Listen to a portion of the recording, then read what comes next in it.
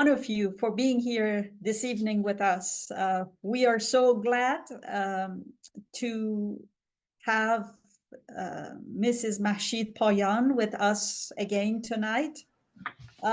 Before we get started with the talk itself and the introduction of our speaker, just a quick note that this program, this webinar, is being brought to you by the Bridge to Success educational program.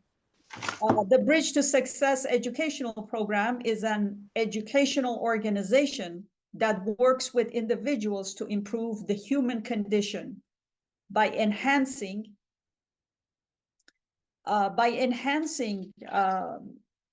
engagement, promoting holistic wellness, and cultivating inclusive communities. Tonight is a continuation of our last month's presentation by Mrs. Mahshid Poyan. For those of you who are on this in this webinar for the first time, Mahshid Poyan lives in Southern California, and she is licensed in the state of California as a marriage and family therapist since 1993. She is working in private practice since 1993, and her office is in Sherman Oaks, California, and she also does telehealth. So if anyone on this call or you know of someone who needs consultation, I'm sure that they can reach Mrs. Poyan virtually as well. Mahshid is a very qualified professional in her field. She has been practicing for many, many years, and in addition to her practice, she has been teaching various courses as well on healthy relationships, marriage enrichment, parenting classes, healthy dating, and also communication skills. Just few logistics. Everyone are muted. So for the first 20 to 25 minutes, Mrs. Poyan is going to talk to us about some additional points about healthy dating, as well as how to choose a suitable marriage partner. And once her talk is over, then after that, we will get into question and answer and additional conversation among us. If you are interested about how to get to know about our future webinars, please visit bridgetosuccessprogram.org. We are happy to have all of you on this call this evening from various countries, from Canada, from US, Australia, as well as one country in Asia. Thank you so much for your presence. So without any further delay, Mrs. Poyan, thank you for accepting our invitation to be here with us this evening as well.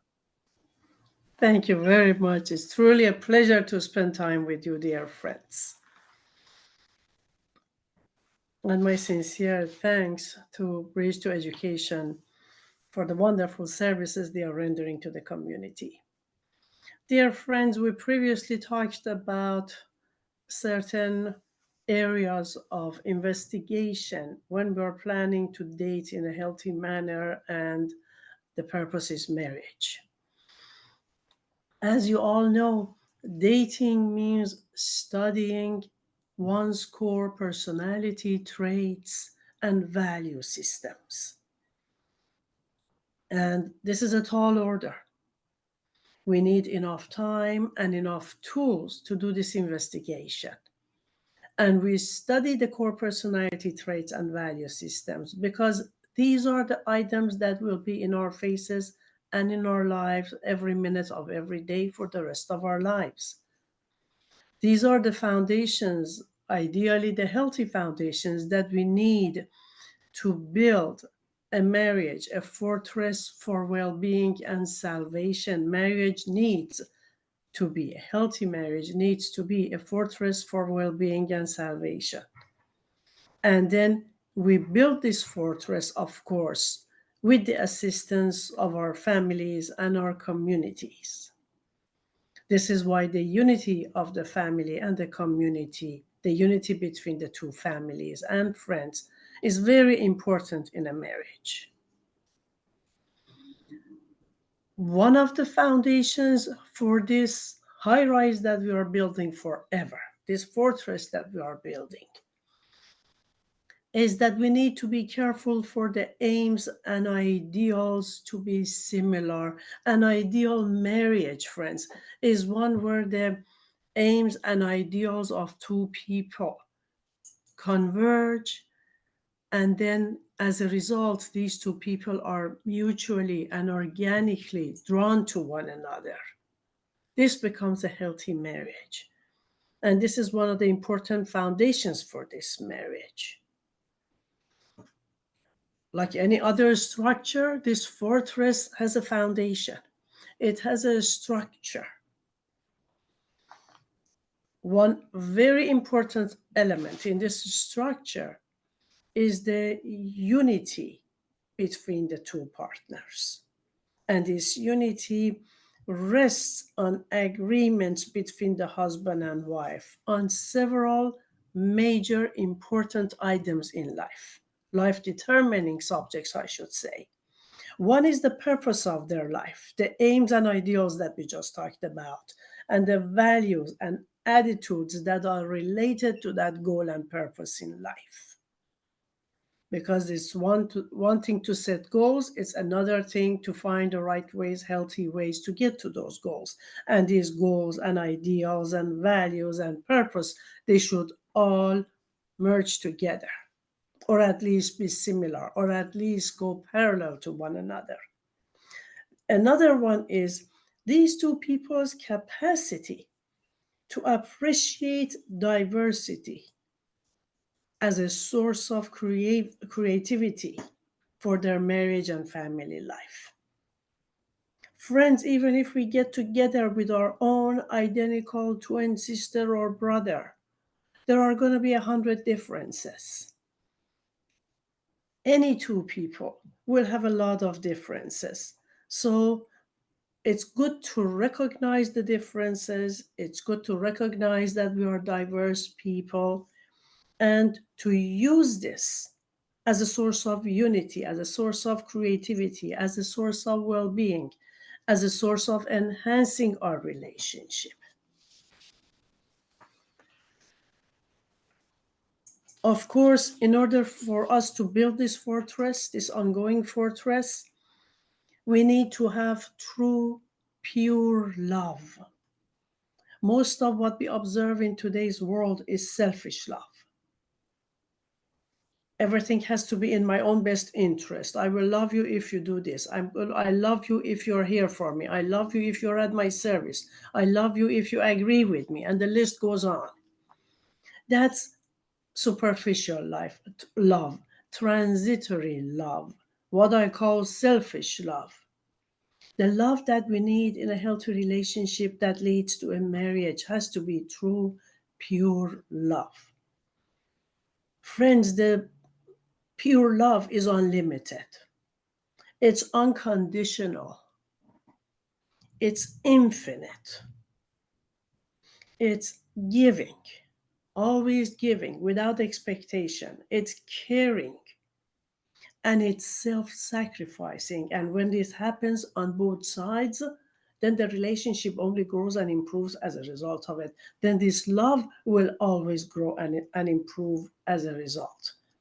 And in such an atmosphere, there is no room for the heat of jealousy or the cold of hatred, things that usually develop after a few years in a marriage. Now, for a marriage to grow in strength, we need to recognize even a friendship, any relationship, even a simple friendship between two classmates, in order for a healthy relationship to grow, we need to recognize that there are always going to be differences and there are always going to be difficulties, because this is the nature of life on earth. Human life is designed like this. We will always have difficulties to face. We will always have tests and challenges to overcome, as well as a lot of joy to be grateful for. This is all part of any healthy relationship.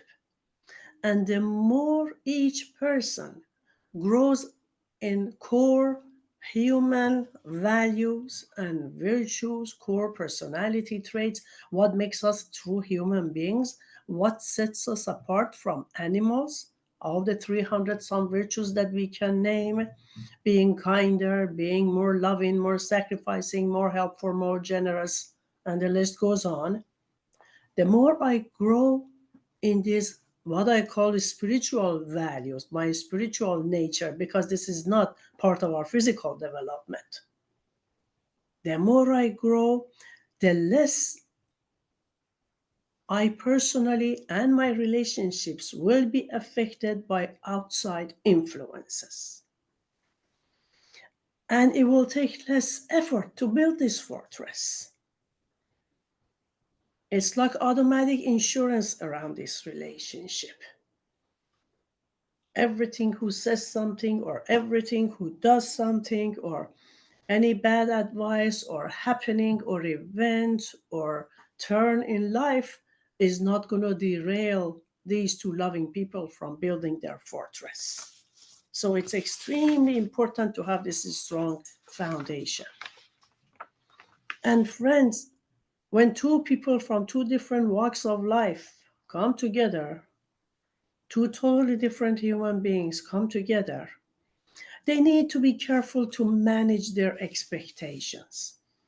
A lot of times, the problems that we find during dating, usually after the first 5 or 6 months, even if everything is good and it's continuing, problems that we find usually after the first 2 years, the first 2 to 10 years of any marriage, happen because of unrealistic expectations. And these are subconscious, friends.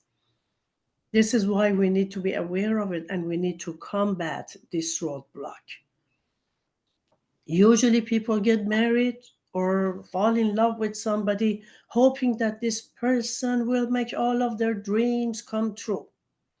This person will make them happy. This person will be covering or helping them recover, or will be able to fix all of their old pain and hurt and past history. Dear friends, no human being outside of us is able to do this. This is what I call mission impossible. Nobody else has the power to do this. They are not even aware of most of what's happening. But we have these unspoken expectations that we put on somebody else and on the marriage, and then problems start. So we have to manage and line up our expectations very realistically and very properly.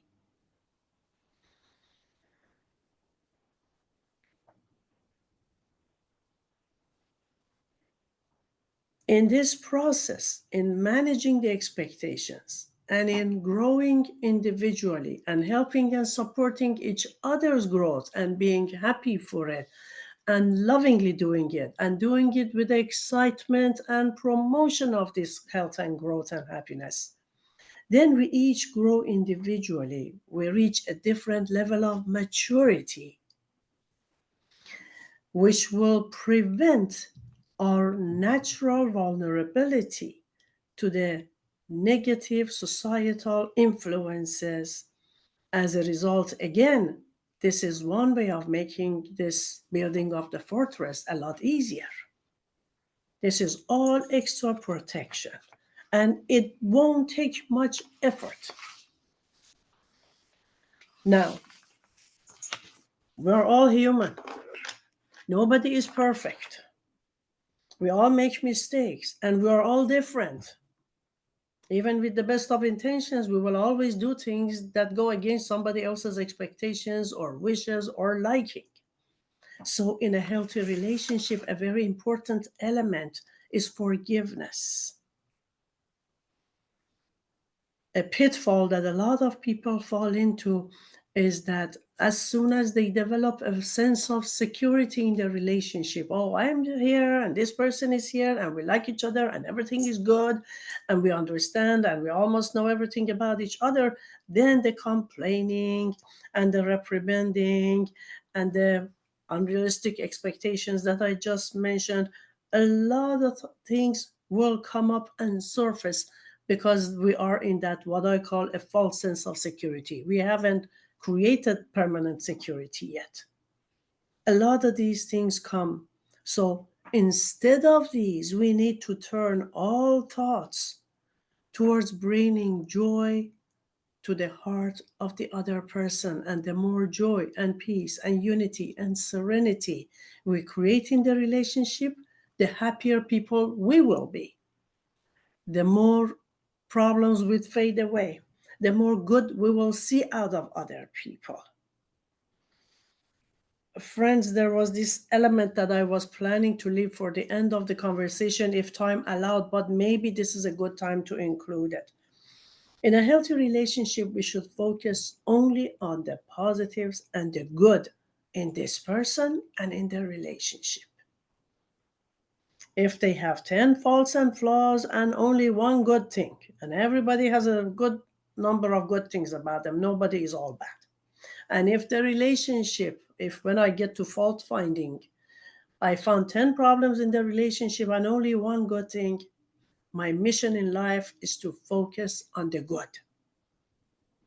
Why? Because whatever I focus on snowballs and takes over my world, my mental, emotional world.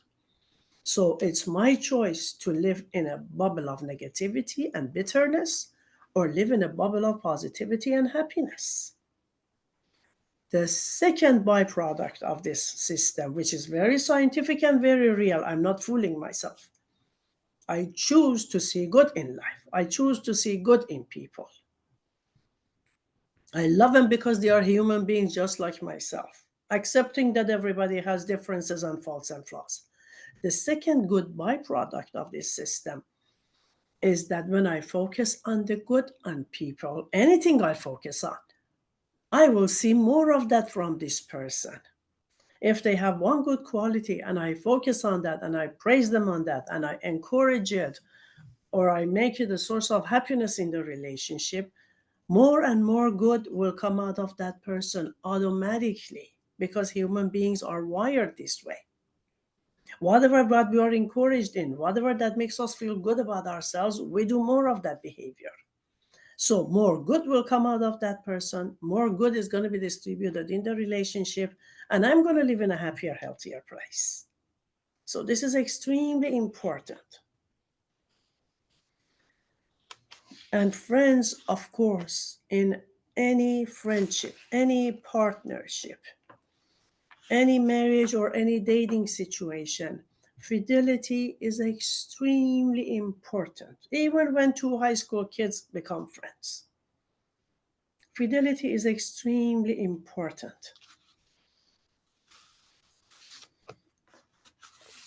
This is why that pure love and the foundation and the healthy structure is so detrimental.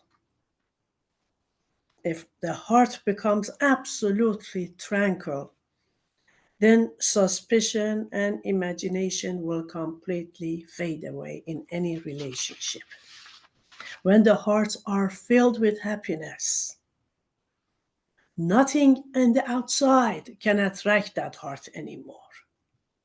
Basically, when we see backstabbing and infidelity and all these things that are not right or healthy in the society, they are mostly signs of empty hearts. It's like if you leave a child hungry enough, any piece of dried up, dirty, dusty bread in the corner of the street will become very appetizing. But when they have had healthy food, when they are satisfied enough and nourished enough, you can offer them any food on the outside and they cannot humanly go towards that. nothing becomes appetizing.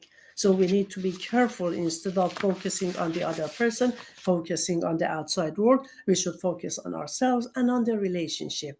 The healthier, more loving, more peaceful, stronger this relationship, the more insurance we are building around it. This is why I called it fortress. We are building a fortress for protection. And these are all ways and means of doing that. Friends, also it's important to have an understanding, a clear scientific understanding that everything in life changes. In nature, in our world, in our life, in our human bodies, in our mind, in our heart, everything in human life changes. So the two partners need to be both open-minded and have the open heart and the willingness and eagerness to learn and improve with life. A lot of times I notice that these two wonderful people get married. One of them remains stagnant, as if I am done, I finished my final exam, I'm done with life, I'm going to sit down and be taken care of and cruise in life. And then the other person starts learning and growing and improving and developing in every which way. The sciences, the arts, emotionally, mentally, spiritually, every which way. Then you notice that the gap is created between these two people, and gradually the gap becomes bigger and bigger and bigger. Two good people, but gradually they will speak different languages. They won't even understand each other. So this having an open heart and an open mind to learn and improve in life, which needs to go on for the rest of our lives, is extremely important. And part of this is another great element in human growth and development, which is flexibility in life. This flexibility is needed for the growth that we were just talking about as well. A marriage relationship requires, at many times, a profound adjustment in behavior on the part of each or both of the partners. Life changes. We know the nature of human life is like the waves of an ocean. We constantly go up, have a breather, have success, have good times, and go down with challenges and tests. It's like we are in school. We have a nice weekend, then we have homework. We have a nice week, then we have our exams. Human life constantly goes up and down, up and down. The nature has never changed, and it will never change, because that's the only way we learn and grow. Now, in this process of living on these waves and having to learn and improve and survive, if I remain rigid on the ocean waves, what happens? Just like a wooden box that I drop in the middle of the ocean. It breaks into 100 pieces before it reaches the shore. I'm sure you have all seen those broken pieces of wood on the shore. But if I'm flexible like a beach ball, I will go up and down with the waves of life 100 times. I may become pale, I may become tired, I may become a little deflated, but at the end of the day, I will reach the shore in one piece. I will survive. And then I grow and improve. So the flexibility is extremely important in a healthy relationship. From the very beginning, dear friends, I mentioned marriage, but this is from the very beginning.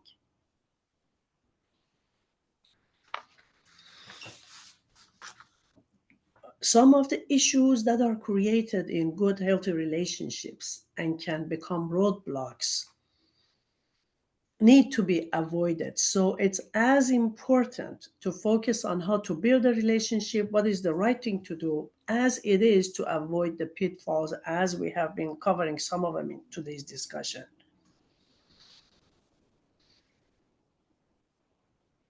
Both of the parties need to be growing, developing, and improving. Remember, a school of life, learning constantly, and support the other person in this process happily and wholeheartedly. People who feel insecure if their partner is learning, improving, advancing in any area are shooting themselves in the foot, because by being jealous or feeling competitive or feeling unhappy with another person's progress destroys the relationship. Not only they should actively work on their own development, they should actively and happily with full force support the partner's learning and improvement and growth. This is how the relationship moves on as well. There are three entities we are talking about. It's the wife, it's the husband, and the relationship. Three living, growing entities. And all the positive points or all the roadblocks that we are trying to avoid will help the growth of all three entities at the same time.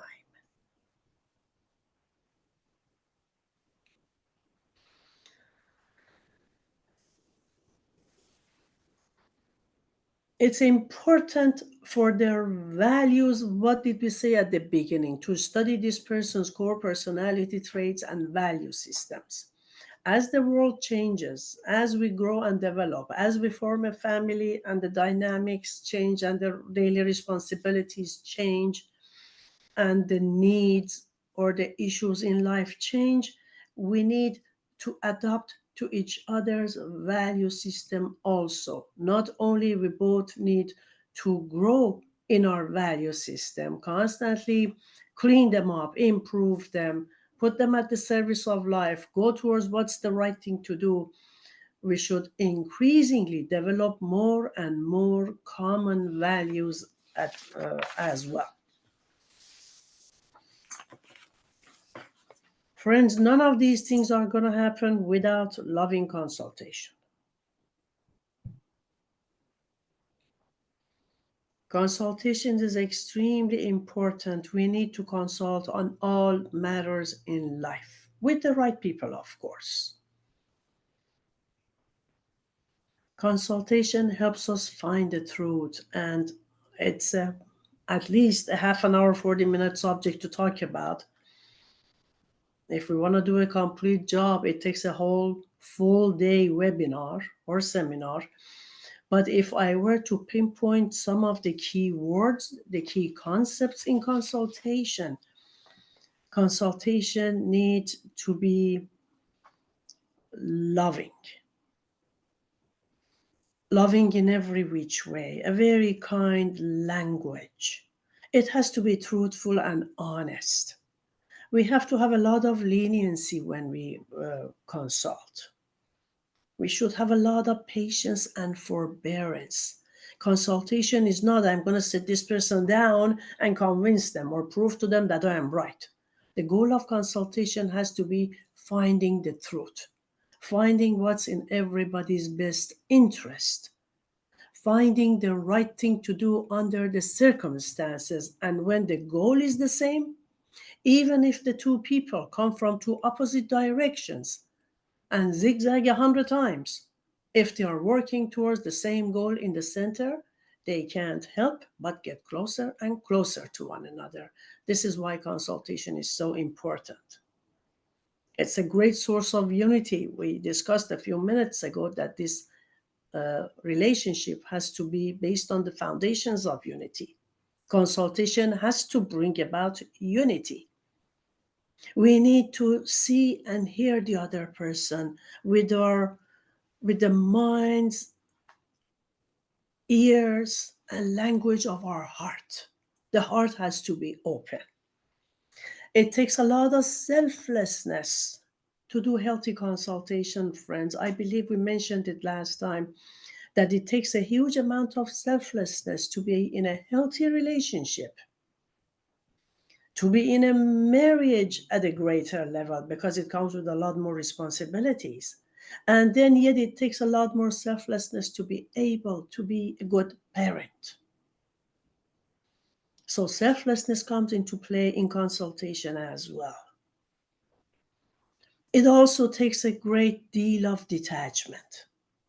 Not being attached to what's not important in life, not being attached to the things that are transitory and passing in life.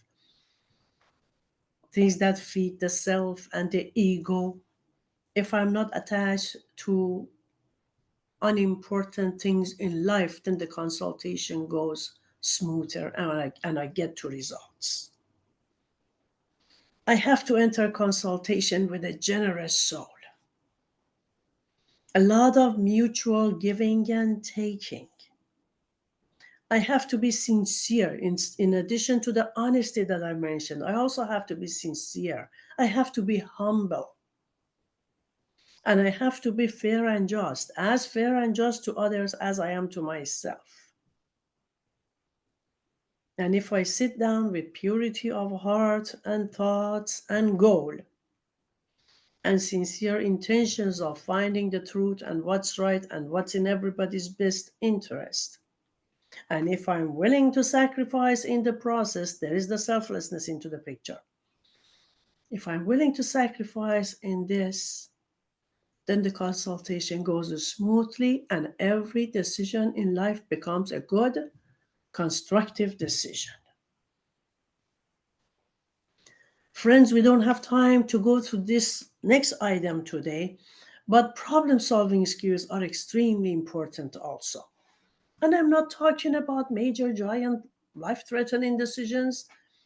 I'm talking about 100 little decisions a day. Once in a while, we have a big one, but we make decisions and we problem solve every day, all the time.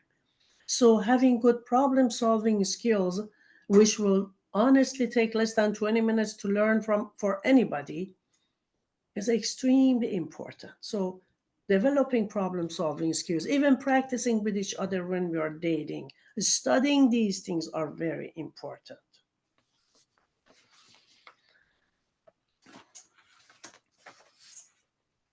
In this process, we're working in this process of dating, getting to know each other, or if you're married, developing and increasing the health of this marriage.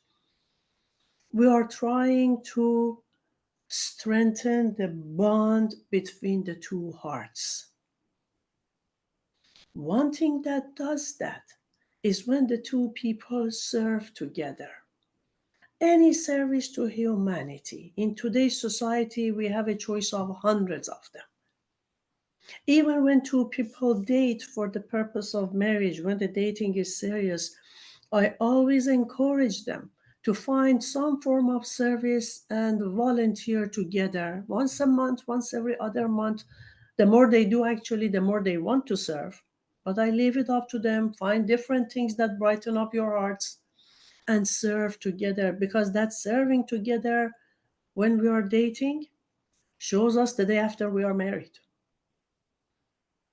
You can't put a price on that. Extremely valuable. We are going to see everything that I have talked about so far in that service project. How we consult and decide on a service project, how we solve problems, who does what, when, where, how to do it, when to get together, who has what share. Then we see cooperation together. Then we have to consult on how to do it. Then we see the enthusiasm and excitement in each other. Then we need to go back and check on the results. Then a good, happy, healthy heart is drawn to service, whatever it is, at any minor level that it may be. Then they want to consult and go back and do it. Then it gradually becomes part of life. And these two people are filling their hearts with enormous amounts of happiness, and this will create a much stronger bond between the two of them. It's like two school friends who go through final exams together, who study back to back, and then they become best friends. Most people on this planet, if you ask them who is your best friend, they mention one of their school friends. It's because they went through that process together. So in a marriage, in a healthy relationship, we want to promote that as well. Friends, another thing that really helps strengthen this bond between the hearts is the two people praying together. And I'm not necessarily saying sit through lengthy religious programs or processes.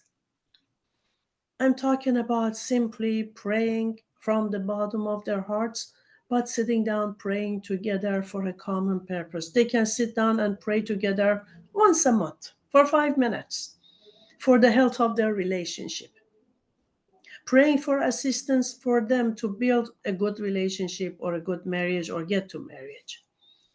Praying for difficulties around them or in their relationship or in their life to be removed.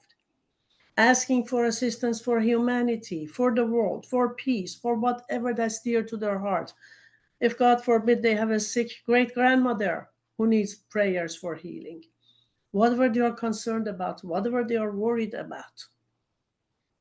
So when two people sit down and pray together, again, this is bond between the hearts becomes stronger. They will grow closer to one another. The goals and aspirations and ideals become the same. They have a lot of good, healthy, spiritual common grounds. So this really helps.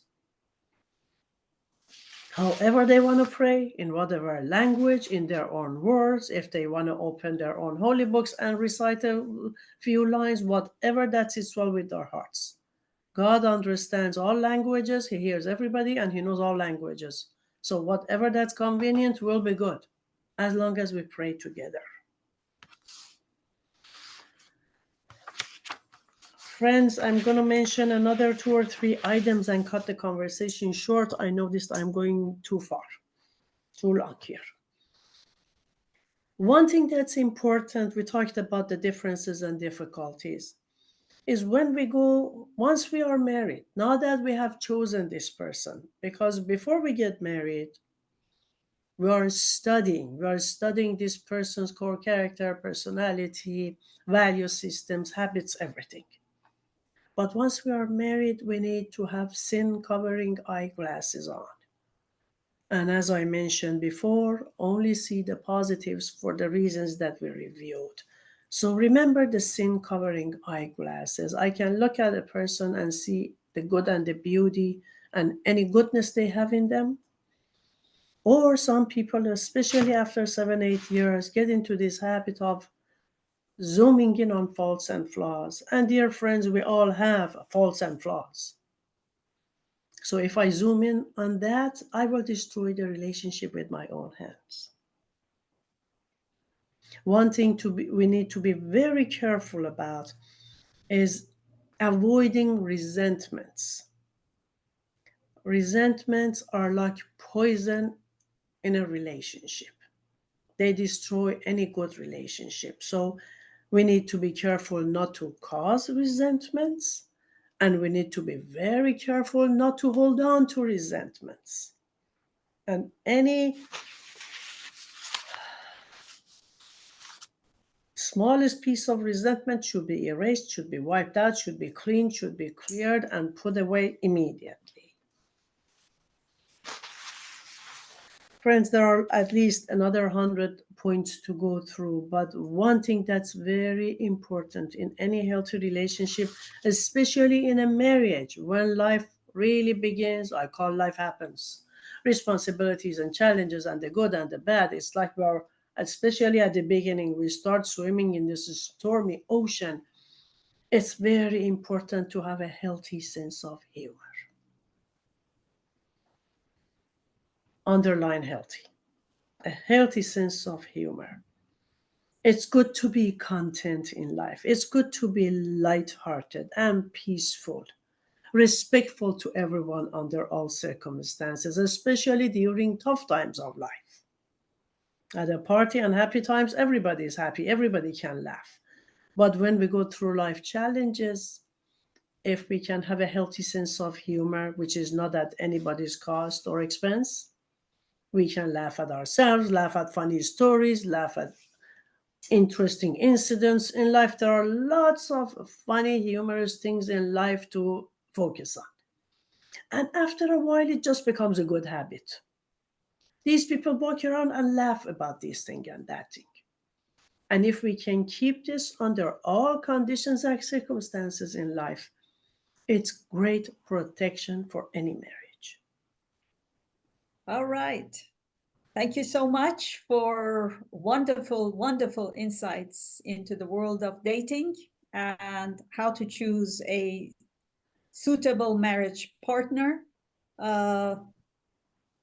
If you were not with us in the first webinar, please do visit bridge2successprogram.org and watch the video recording of the first webinar by Mrs. Payan.